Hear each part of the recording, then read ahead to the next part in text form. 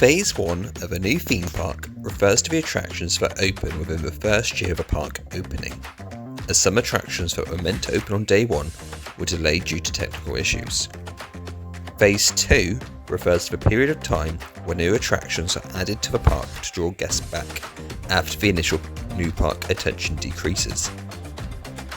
These attractions are usually planned at the same time as the Phase 1 attractions, but are specifically delayed to bring guests back. However, a lot of the attractions planned for Phase 2 have ultimately been scrapped, despite being advertised by the Disney parks. Let's explore everything that has been announced for Phase 2 and whether or not they actually came to be. Ladies and gentlemen, boys and girls, we proudly present Space Mountain.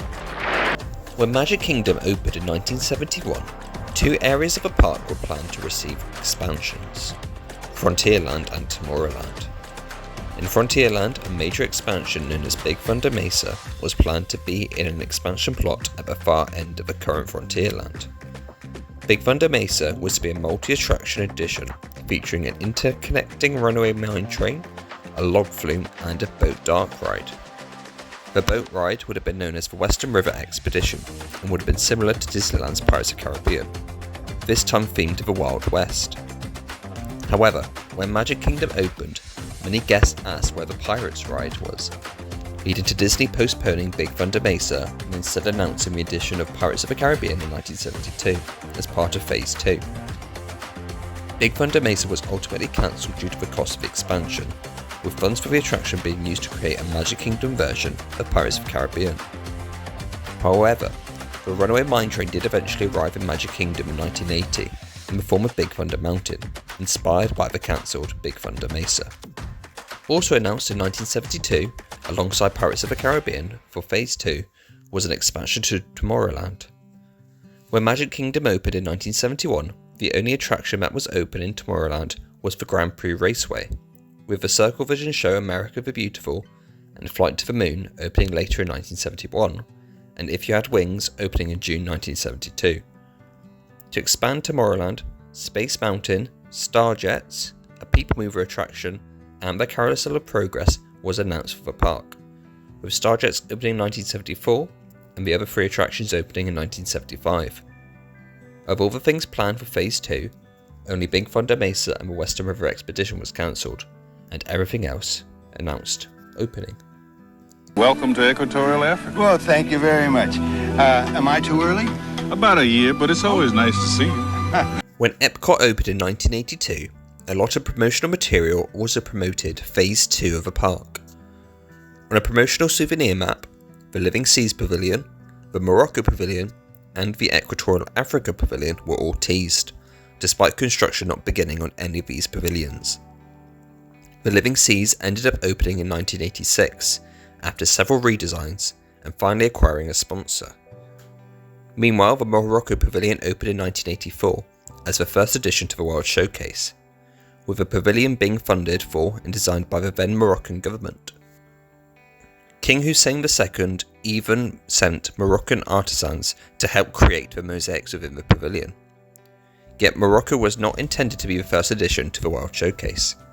That would have been Equatorial Africa, an African-themed pavilion that was teased in the Epcot Opening Celebration TV special on the souvenir maps, in the souvenir guides, and on a sign where the pavilion would have been located. Additionally, the Spain Pavilion and Israel Pavilion were advertised on signs inside the park and in the souvenir guide, telling us a bit about those pavilions.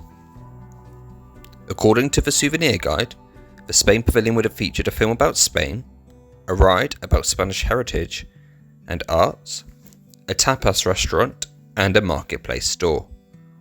Less is known about the Israel Pavilion, but it would have featured a courtyard, a restaurant with olive and cypress trees, and an amphitheatre showcasing classical and folk music. All 3 pavilions were ultimately scrapped due to both a lack of funding for them and political issues within the countries. The final attraction announced as part of Phase 2 was the Rhine River Cruise. It would have been a boat ride located at the back of the Germany Pavilion, with the entrance being created next to the entrance to a beer garden. Again, there was a lack of sponsorship for the attraction, so it was cancelled. Of the 6 projects announced as part of Phase 2 of Epcot, only 2 pavilions came to fruition, while the other projects being cancelled. Coming to the Disney-MGM Studios theme park will be the all-new Mickey's Movie Land, Roger Rabbit's Hollywood, with a wild ride on a Toontown trolley, Dick Tracy's Crime Stoppers, where guests can shoot it out with crooks, and the Muppet Studios, with a Muppet Vision 3D movie and the Muppets Movie Ride. It'll be a backstage ride of explaining how movies are shot, and it's almost, but all the information is wrong. The projects announced as part of Hollywood Studios, then known as MGM Studios Phase 2, were primarily to be located in the area currently occupied by Sunset Boulevard. The first attraction planned was Mickey's Movie Land, a replica of Disney's Hyperion studio where guests could interact with movie-making equipment. Another attraction to be located in this area was Dick Tracy's Crime Stoppers, based on the 1990 movie about Dick Tracy, taking guests through the streets of Chicago in an attempt to stop gangsters, with the opportunity to shoot the bad guys similar to Buzz Lightyear's Space Ranger spin.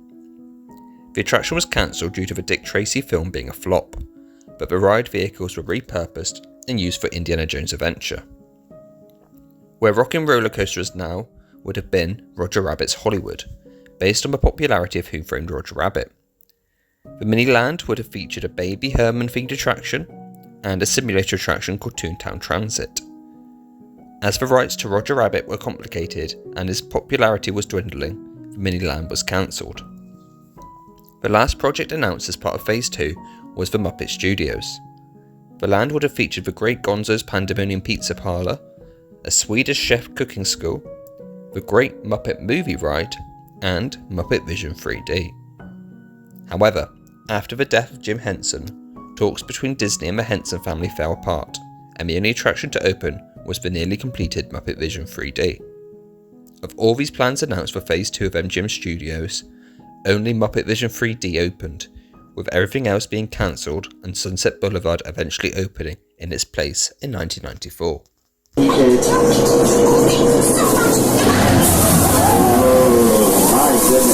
I bet you never look at them watching that with the same way. I'm a little bit more expensive. Leading up to Animal Kingdom's opening in 1998, CEO Michael Eisner had to make the decision between building Beastly Kingdom and Dinoland USA, due to the park being over budget, with Eisner deciding to build Dinoland as it could promote their upcoming movie Dinosaur. Whilst Dinosaur was constructed, the other thrill rides planned for the park were pushed back to Phase 2. In Dinoland USA, a wooden roller coaster through a dig site, known as the Excavator, was planned, but the roller coaster ended up scrapped and the land reserved for it to be replaced by Chester and Hester's Dinorama. Meanwhile, the land reserved for Beastly Kingdom was instead given to the temporary land of Camp Mini Mickey, with plans to add Beastly Kingdom to the park once Disney had made back some of their money. Beastly Kingdom would have featured 2 halves. The left half would have been the bad half, featuring a roller coaster ride through a Dragon's Keep. The right side would have been a good half, featuring the walk-through maze for Quest of the Unicorn and a Fantasia-themed boat ride. Despite the Discovery riverboats featuring a dragon scene and a dragon head located above one of the ticket booths, the land never came to be. In the end, the Phase 2 of Animal Kingdom was completely cancelled, and new additions to the park came a lot later. Of the 23 attractions announced as part of Phase 2s, only 9 of those actually came to be. The other 14 projects ended up being cancelled for a multitude of reasons, mainly funding. So, if a new park opens and announces plans for a Phase 2, I take that info with a pinch of salt.